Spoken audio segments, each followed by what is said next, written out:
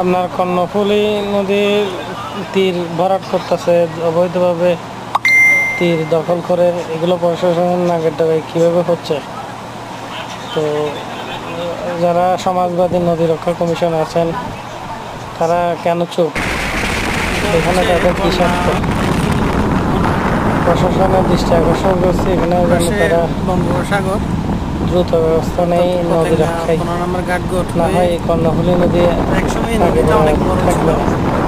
পাশে বিশাল এক ভালো চর ছিল, আসলে ভূমিদস্যুদের কবলে পড়ে এই চরগুলা এখন দখল হয়ে গেছে।